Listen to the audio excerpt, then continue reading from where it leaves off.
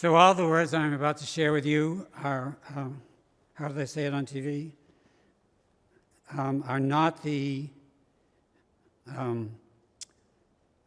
opinion of the producers, right, or of the owners. They're mine, and I'm very grateful for this opportunity that the rabbis gave me to be here with you. So the Torah portion, we're going to start Torah portion. Torah portion for this week is Bo. It's the story, which you are most likely familiar with, of the last 3 plagues. Moses has already gone to Pharaoh, asked Pharaoh to let the people go, let the slaves go, the Hebrews go. Pharaoh has refused, and now God, through Moses, is upping the game, because the last 3 plagues are much more severe, ending with the death of the firstborn. And then it continues with the establishment of Passover and the people preparing to leave Egypt. But we're going to concentrate, as Rabbi Ryan did a few weeks ago, on just one word. At that time, he concentrated on Vayigash. It was the Joseph story, and Joseph was Vayigashing. Jacob was Vayigashing Joseph. He was approaching Joseph. But there's a lot in that word. But our word tonight is Bo, or Ba. The Hebrew is, and God commanded Moses, Ba to Pharaoh. Most translations translate it as go. Go to Pharaoh. But Peter, what does Ba mean? Come. But Ba means come. Let me get the right name here, because this is not my Chiddush. It's Rabbi Nancy Wexler. Rabbi Nancy, and we have this very strong tradition that you say a learning in the name of the person who taught you for lots of reasons. But not just for plagiarism reasons, for lots of reasons. So Rabbi Nancy teaches, what's the difference between go and come? That's a real question. What's the difference between go and come? Come is more welcoming. What else? Go means you're leaving. Sometimes you don't know if you're coming. Sometimes our comedian here says, you don't know the difference between coming and going. Yes, come. Yes. So God says to Moses, go is a command. And if I said to you, go get me a prayer book, you would have to go, leave me, and get a prayer book, right? But if I said to you, it's not good English, come get me a prayer book, you would expect me, perhaps, to come with you. So Rabbi Nancy teaches that when God said to Moses, come to Ba el Pharaoh, to Pharaoh, God was going with Moses. It wasn't Moses going alone. And not only was God going with Moses, Rabbi Nancy asks, what did Pharaoh do that he deserved that God should go with Moses to approach Pharaoh? Pharaoh was, he's a bad guy. But what good deed did maybe Pharaoh do in all his life that gave him the yichus? What's the English word for yichus? The right to have God come to him, along with Moses. And Rabbi Nancy says that Pharaoh allowed Moses to live. When Pharaoh's daughter went down to the river and found the basket with a baby in it, at that moment, the law of the land in Egypt was kill every male Hebrew baby boy. When Pharaoh's daughter brought the baby back to the palace, Pharaoh allowed Moses to live. And not only did Pharaoh allow Moses to live, but Pharaoh allowed Moses to grow up in his palace and become, in the words of the movie, a prince of Egypt, the prince of Egypt. So the first part of our Torah portion teaches us, and it's a hard lesson, everybody has a soul. Everybody has a divine spark within them, even Pharaoh. And you just have to look for the good that they might have done once.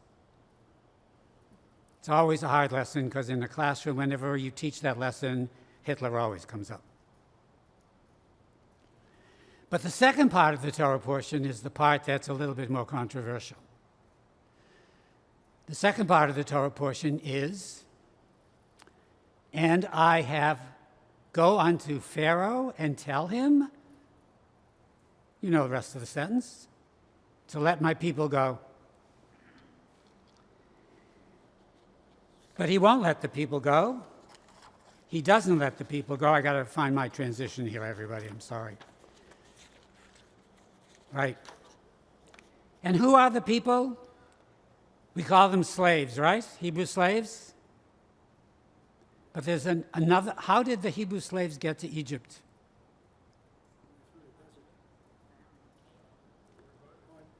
They were invited. Well, they came to purchase food. They came to purchase food, and they were invited by Joseph and his boss, the Pharaoh at that time. Could you say they were immigrants? You could say they were immigrants. They were migrants, and they came into the country. 36 times, depending on how you count, the Torah teaches,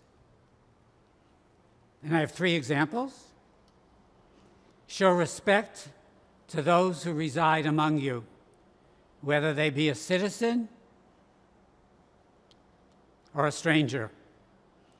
Leviticus 19, the stranger who resides with you shall be to you as one of your citizens. You shall love the stranger as yourself. Exodus 22, you shall not wrong nor oppress the stranger, for you were strangers in the land of Egypt. Deuteronomy 10, you shall love the stranger, for you were strangers in the land of Egypt. And so I ask not of Pharaoh, but I ask of my country, our country. What are we doing?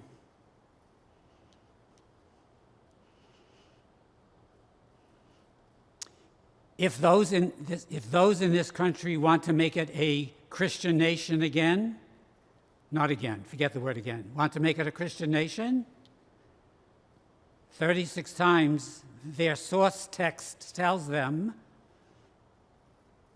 be kind to the stranger.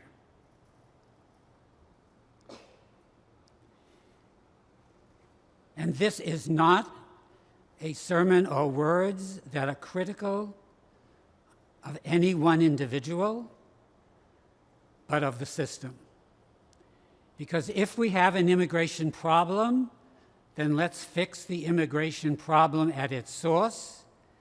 Let's not take the immigration problem out on 6-year-old boys in blue suits standing in the snow, or on a woman who is driving a car and turns it the wrong way, and it can be interpreted that she is turning it to kill someone or not. We don't know. But what we are doing now, we are not living up to the highest values of what this country is all about. I brought with me, but I'm not going to read them because am committed to an hour service. The joint statement of Jewish community leadership from the Minneapolis Jewish community that talks about how concerned they are by the current unrest in the Twin Cities. And we have heard too many stories of lives upended by what the government itself refers to as an ICE surge. Or the cross-denominational statement made by the leaders, the rabbis and the leaders of the Reform movement, the Reconstructionist movement, the conservative movement, the renewal movement, and some of the Orthodox synagogues that says, adding our voices to millions of others across the United States, condemning in strongest terms the violence with which the Department of Homeland Security is enforcing on American immigrants. I wish I had an ending to this sermon, these words, my opinion, that gave you an action, because it's always supposed to be the mashal, the parable. You tell a parable, and then the nimshal. So what does the parable mean to the people you are speaking to? So what do my words mean to the people I am speaking to, and I'm speaking to myself as well?